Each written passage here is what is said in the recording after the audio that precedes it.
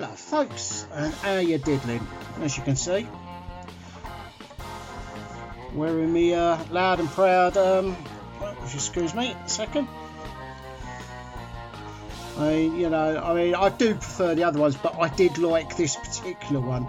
Like, this is the Lonsdale, like, the dancing pussies on it. So, what we're going to have a look at is, what's this? Let's take it to the Downview in Kitchen Railway Works. See you there.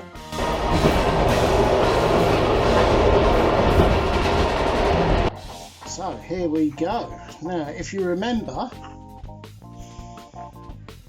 I bought this Class 73 Network Southeast or Gatwick Express livery, Stewart's Lane,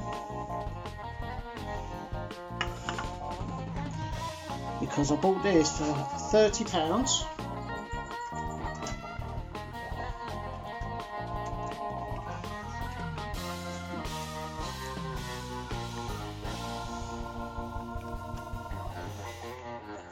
Look at that.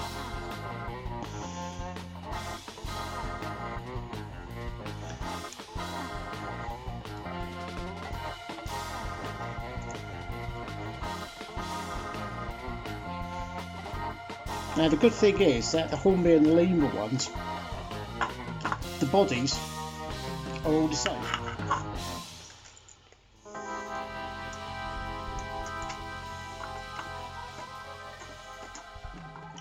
Now I think that this, I'll put it onto low stance because it's a high stance rather, because it's a bit energetic.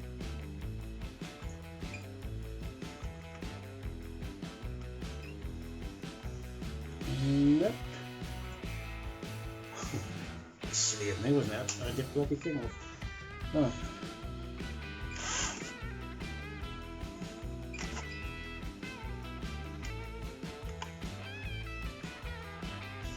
Yeah, it does not like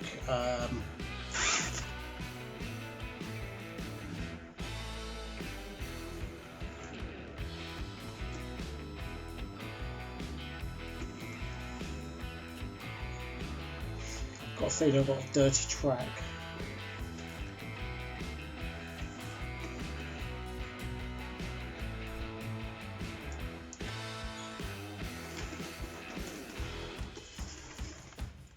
Two seconds. Let's just give that bit of a clean.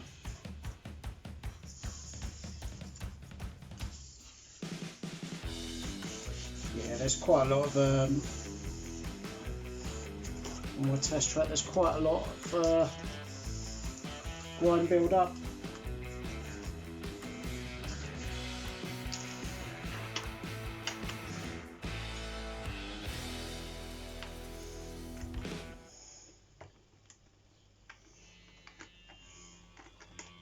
I don't understand why, because when I was testing this out earlier, this was flying around like nothing else.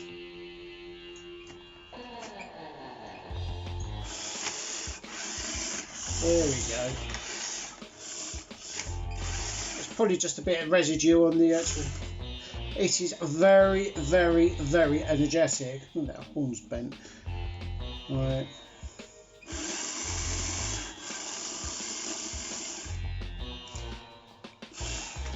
It goes from like 0 to like my light Class 33. It goes from 0 to super fast, really quickly. I don't know if it's got lights in it. Like, I can't see any lights in it. Like, some of them did have lights. It's got little bits of speckle of paint marks there that need to come off. But if you look, like, it's got the overhead signs on it. This is 73108, which I have seen in real life. A little history on the class as well. These are JA class, Southern Region class JA, right?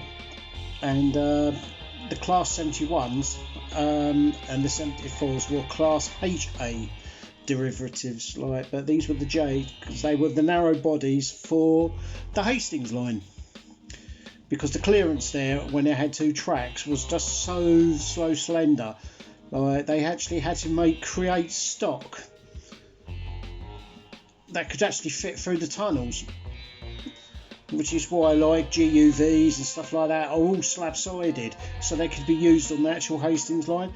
But I love this. This is lovely, and you know the ease is that these bodies come off pretty easily. I think they're held in by the buffers.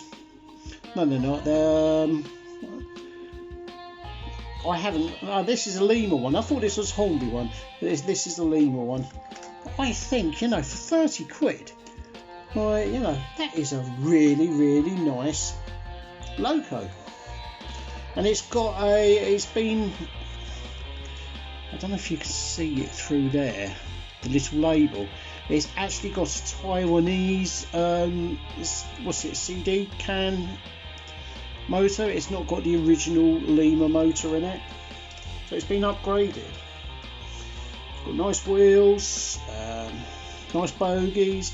I will probably weather it, like, got a bit of a wash on the vents, like, a bit of a wash on the fan, you know, just to give it, you know, because these were hard working engines, because these were used mainly on postal services. So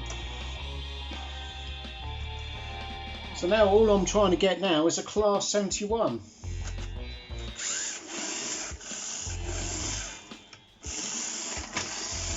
It's very energetic. I'm literally giving it only 2 notches, like, you know. So there we go, Class 73.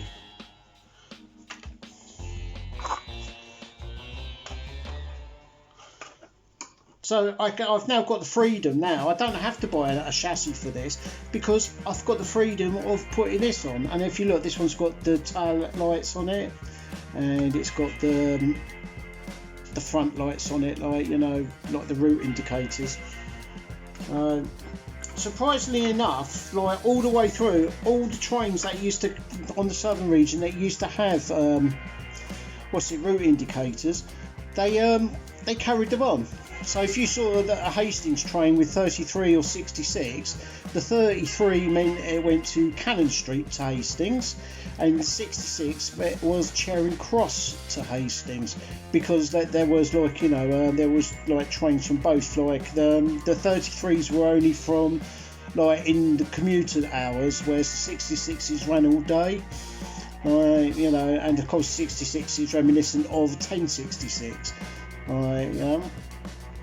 So, you know, I love these classes. Like, you know, I grew up with the southern region, so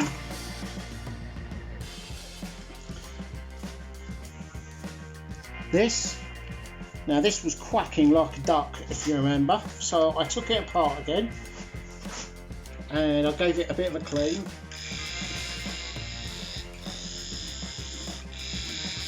It's not as bad as it was, right? But it is. Make sure it's doing sharp. Oops. You take the cover off. It is oil.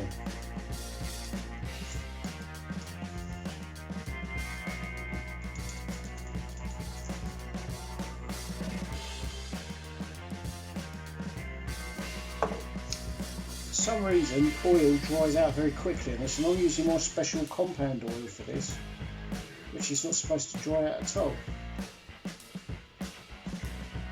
Put that back on there, making sure you're still in shot. Oh, you wasn't in shot, sorry, I beg your pardon. Let me pull that off. And then on Hornby and Triang panniers, cover comes off, so you can actually get to the insides.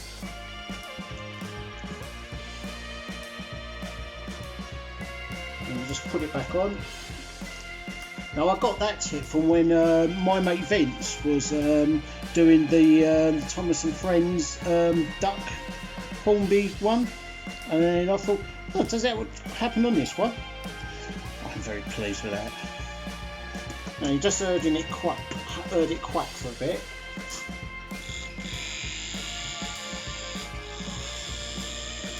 It's just quiets it up, the oil does, but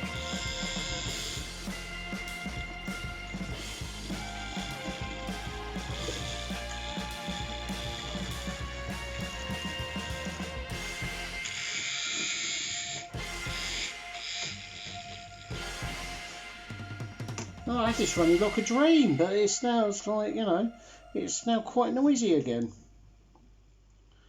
Don't understand. Let's have another look under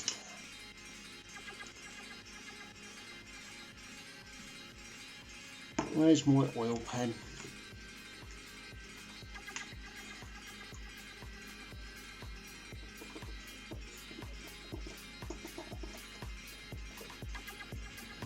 The shaft is very loose. That has the worm gear on it. So I don't understand why that's noisy, but it is also bedding in new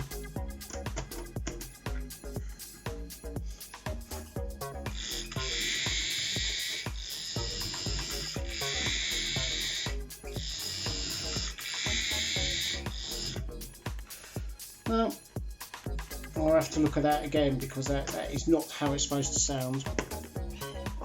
This is lovely. I'm very pleased with this. That's what it was sounding like the other day, the pannier. Virtually silent.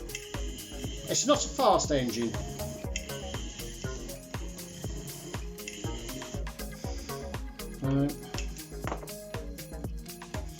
And this one,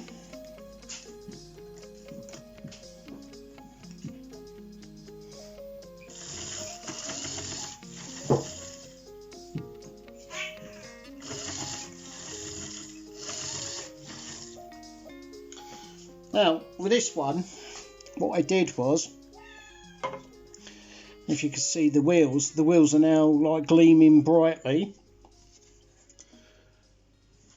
That cotton bud, just basically because you can rotate these ones around by hand, because it's got the the gear motor in it, like the Lima motor.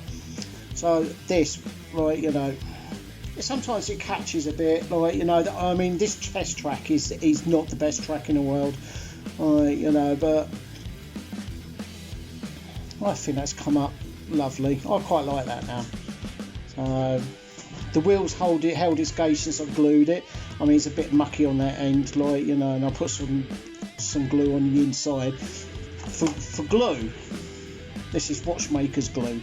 It's GS Hypo Cement.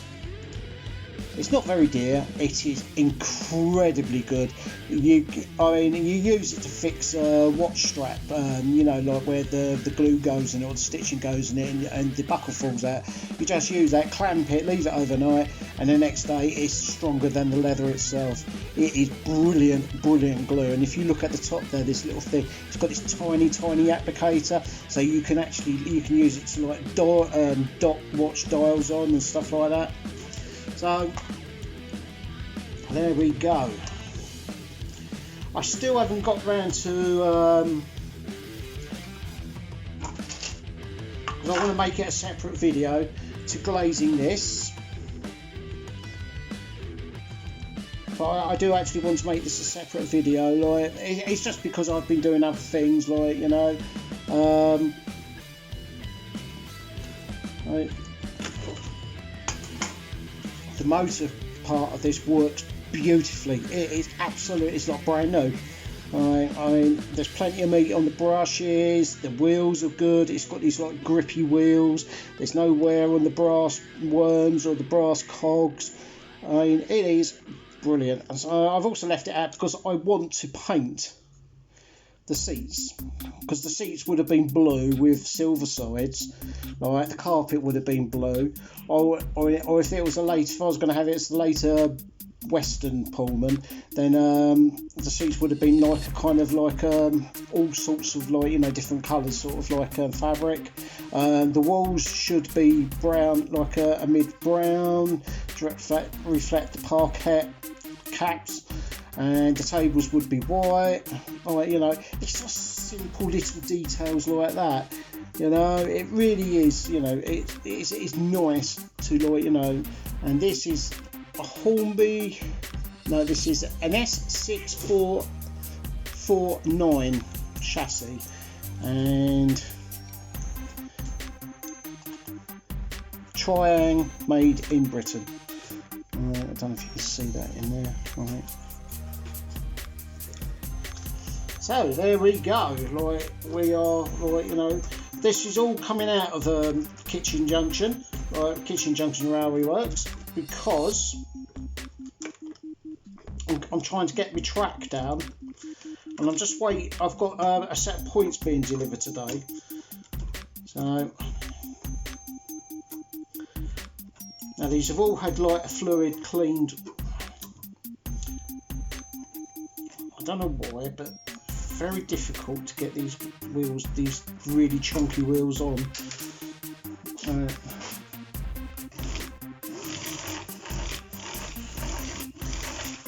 You can hear that, that's lovely.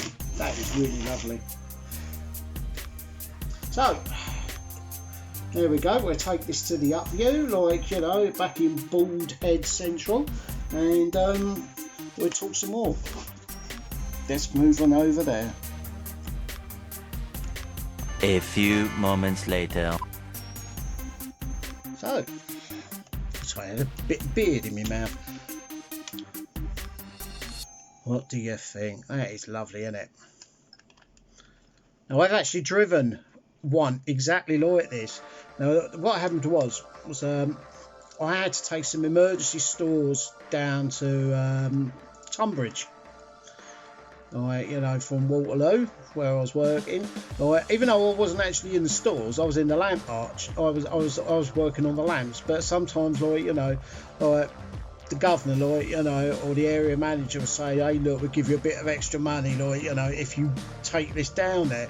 And of course, it was like the last train down to Tunbridge that I had to get. There was no train back. So I'm doing my pieces at the station people. I said, look, when am I supposed to get back? And they said, well, we could put the heater on in the waiting room and just get your head down there, sort of thing. And this driver said, oh, don't worry, lad. He says, get onto my train, get in the cab, like, you know, which was one of these. He says, I can take you out to Red Hill, and he said, from there I'll be going to the Clapham Junction. Now, at the time, I was actually living in Kensington Olympia, or, you know, in Sinclair Road, just behind the station. So, like, I got in there, like, you know, and we had to go over, like, the Tunbridge to Red Hill line. And he wanted to use the loo and get himself and me a cup of tea. So, like, you know, he says, I'll just take the controls. Or, you know, had my hand down on the old dead man's handle and all the rest of it, like, you know, and just sat there, like, you know, trundling along. And he said, oh, I'll give it a bit more welly, sort of thing, like, you know, because there's quite a good speed limit on that line. Or, you know, and like, he was messing around and stuff. And we was coming up, I think it was Godstone or something like that, or it was somewhere, it was getting closer to Red Hill. He says, oh, I better take back the wheels, like, you know. He said obviously, like, he said, because there's people likely to be watching, like, you know, and if they see you at the helm and not me, he said, there'll be hell to pay. He said, don't you tell anybody about it, like, you know, because he could have lost his job, like, you know, because, like, you know, you're not supposed to hand over, like, you know, Royal Mail parcels trains to, like, you know, people who aren't, like, you know, working on the tracks, sort of thing, like, or a driver. So it gets to Red Hill, he unhooks, like, the wagons that needed to be up there, and he hooked up, like, you know, and then we headed off up to Clapham Junction. It was a different driver, but he was cool as well, like, you know, like, I made some teas up and everything, and I jumped out at Clapham Junction because he was heading, I think, to Victoria, like, and then I rang. I was like, I can't remember which platform it was. It was the Station Masters platform, which back then used to be open very late, like, and I rang down to Stewart's Lane, right, and I said, have you got anything going over the Willesden on the West London line? And they said, oh yeah, don't worry, we've got about 20 minutes, we got Class 33 going over there with some stuff. So I said, right, okay, can I, what's it? Right, can I hitch a lift at, what's it, the start of Battersea Bridge? Or Latchmere Bridge, or whatever it's called, like, you know, it used to be, like, you know, really, really horrible to walk over, like, if I'd missed all the trains and there was nothing going over. And he goes, yeah, no worries. He says, just like have your lamp, like, you know. He said, just like, you know, wave it like on the white so that the driver can see you, like, you know. So I did. Jumped up into the cab of the 33, like, you know, and then he dropped me off on the platform at Kensington Olympia. And back then, like, Kensington Olympia was still open, like, you know, there was no ticket machines or gates or anything like that, because it was actually a public right way. And I got in, like, you know, and it was cool, like, you know, it was like, you know, the best day out, like, you know. Not only had I gone down on the train, but I'd driven one of these and had a cab ride in the 33, which reminded me of my summer holidays with my uncle, like, because, like, back then, like, you know, I mean, you know, my uncle, like, he was a 33 class driver. He was a friend of my father's. He wasn't actually my real uncle. And because they couldn't get babysitters, like, because my mum was working, my dad was working, and all the rest of it, like, you know, I used to go out in the summer school holidays in the cab of a class 33. So back then, this is how it all stopped, right? You might not like this. There's little me, like, you know, and I needed a wee. It's a hot summer's day, like, you know, and everything else. The cab doors are open, like, you know, and I needed a wee. And because basically the driver had to, like, you know, kind of slop out the toilet inside the engine, right? He said, do us a favour, like, you know, he said, if there's a wee, just have one out the window, like, have it out the door, like. So I'm holding on, like, one hand, and the other hand I'm holding on, sort of, you know, whatever. And like, we was trundling along there past these Kentish, like, fields and everything, right? And this farmer's, like, seeing me uncle, like, and he's put his hand up like that to say, "Oh, mate," you know. And of course, I've started having a wee. And of course, like, a loco is a much higher. So he's put his hand up to wave like that, and he's like, he has got a face full of, like, you know, boys, like, you know, number one, like, you know, and I swear, I learned all my swearing, like, you know, from that farmer. He was effing and blinding and everything like that, because he just had a golden shower he wasn't expecting. And my uncle came round to see my mum and dad, like, that evening, and he said to my mum and dad, he said he's not allowed to come with me anymore because that farmer rang up, like, British Rail and had a right old kick-off and everything like that. And what made it worse was that this person on the other end of the telephone, and he said, you got, like, you know, splashed in the face, like, you know, with hot wee. And he said, and, you know, and, like, he said, are you sure you want to admit that, like, you know? And the farmer thought they were taking a mickey out of him. So, you know, it was, you know, and that was the end of my travels with, like, you know, my uncle, like, Uncle Ray. He was lovely, he was. You know, he was one of my heroes. So there we go, and that is the story about why that all stopped. Now, I forgot to mention what I should have been covering. I've got some of this. This is called black tack. It's not very dear, completely usable. Now, you've heard of blue tack. Right, now we know blue tack's pretty useful, putting posters up and stuff like that. This is black tack. This is, like, you know, 10 times more sticky and long lasting than blue tack, and, you know, you can reuse it. You just have to, like, you know, the more you stick you want, you just have to keep kneading it, and when it's getting difficult to get off your fingers, it's ready. right, you know. Now this stuff is absolutely brilliant, right, you know, and that's where my flag's going back up. So I am going to I'm going to do the watch videos like separate, like, you know, but I thought I'd show this off to upset Gary, like, you know. I thought I'd, like, you know, show me old. I just can't stop wearing this. It's absolutely bloody brilliant.